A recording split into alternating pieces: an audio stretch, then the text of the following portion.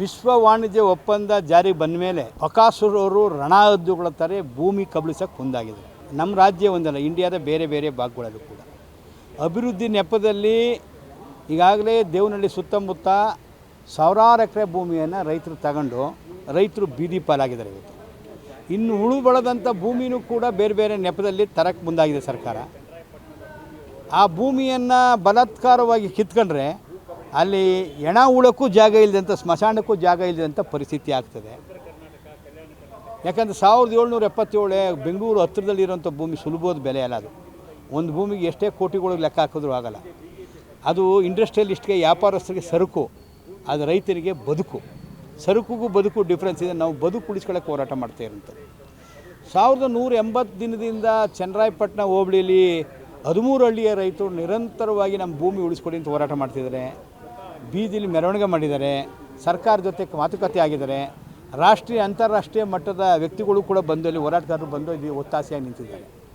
ಈ ಕಾಂಗ್ರೆಸ್ ಸರ್ಕಾರ ವಿರೋಧ ಪಕ್ಷವಾಗಿದ್ದಾಗ ಸಿದ್ದರಾಮಯ್ಯರಾಗಿರ್ಬೋದು, ಮತ್ತೊಬ್ಬರಾಗಿರ್ಬೋದು, ಕಳೆದ BJP ಸರ್ಕಾರ ನೋಟಿಫಿಕೇಷನ್ ಹೊಡಿಸಿದಾಗ ಪ್ರಾಥಮಿಕ ನೋಟಿಸನ್ನು ವಿರೋಧ ಹೋರಾಟ ಶುರುವಾದ ಮೇಲೆ ಅವರೂ ಬಂದು ಸ್ಥಳಕ್ಕೆ ಬಂದು ಇದಕ್ಕೆ ಒತ್ತಾಸೆ ನಿಂತಿದ್ದಾರೆ.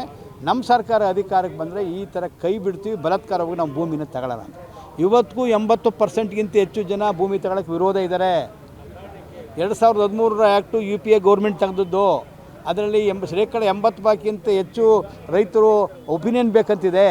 ಆ ಒಪಿನಿಯನ್ ಇಲ್ಲದೇ ಇದ್ದರೂ ಕೂಡ KDB ಆ್ಯಕ್ಟಲ್ಲಿ ಬಡತಂತ್ರದಿಂದ ಕಾನೂನು ಬಾರಿ ಹೋಗಿ ತಗೊಳ್ತಾ ಇದ್ದಾರೆ. ಈಗ 28(4) ಹೊಂದಿಸಿದ್ದಾರೆ. ಅದರಿಂದ ನಾವು ಪರಿಪರಿಯಾಗಿ ಮಾತಾಯಿತು, ಬೇರೆ ಕಡೆಯಿಂದ ಒತ್ತಡ ಎಲ್ಲ ಏನಾಯಿತು ಹೋರಾಟದಿಂದ. ಈ ಸರ್ಕಾರ ಬಗ್ಗದೆ ಇದರಿಂದ ಸಂಘರ್ಷಕ್ಕೆ ಇಳಿತಾ ಇದ್ದೀವಿ. ದೇವನಹಳ್ಳಿ ಚಲೋ ಅಂತ 25ನೇ ತಾರೀಕು ಕರೆ ಹಿಡಿದೀವಿ. ದೇವನಹಳ್ಳಿಯ ಹೋರಾಟ ಸಾಂಕೇತಿಕ. ಈ ರಾಜ್ಯದಲ್ಲಿ ಇದೇ ರೀತಿ ಭೂ ಕಬಳಿಕೆ ಮಾಡಿಕೊಂಡು ಎಲ್ಲಕ್ಕೂ ತಡೆ ಆಗಬೇಕು ಅನ್ನೋ ನಮ್ಮ ಉದ್ದೇಶ.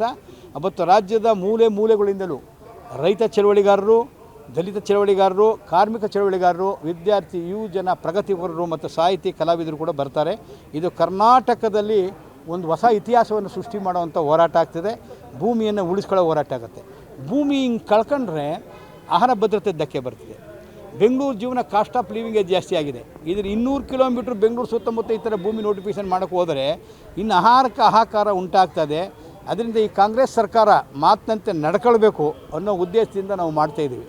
ಆದರೆ ಪೊಲೀಸ್ನವ್ರ ಮುಖಾಂತರ ನೋಟಿಸ್ ಕೊಟ್ಟು ದಮನ ಮಾಡೋಕ್ಕೆ ಕೊಡ್ತಾರೆ. ಅಲ್ಲ, 40-45 ವರ್ಷದ ಚಳವಳಿಗಾರರು ಪೊಲೀಸಿನ ಈ ದಮನಕಾರಿನ ಎದುರಿಸಿ ನಾವು ಬಂದಿದ್ದೀವಿ.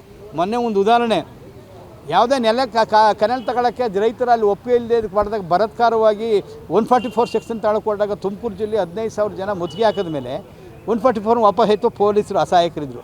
ಅವತ್ತು 16,000 ಸಂಖ್ಯೆಯಲ್ಲಿ ಜನ ಬರ್ತಾರೆ. ಒಂದಿನ ಬಂದು ನಾವು ವಾಪಸ್ ಹೋಗೋದಿಲ್ಲ. ನಾವೆಲ್ಲೇ ಕೂತಿರ್ತೀವಿ. ಇಲ್ಲ ವಾಪಸ್ ಪಡಿಬೇಕು, ಇಲ್ಲ ನಮ್ಮ ಜೈಲಿಗೆ ಹಾಕ್ಬೇಕು, ಮಾತುಳಿಸ್ಕೋಬೇಕು ಅನ್ನೋ ಹೋರಾಟ ಪೊಲೀಸ್ ಬಲದಿಂದ ಎದುರಿಸೋಕ್ಕಾಗಲ್ಲ. ಅವತ್ತು ಸೇರ್ತೀವಿ.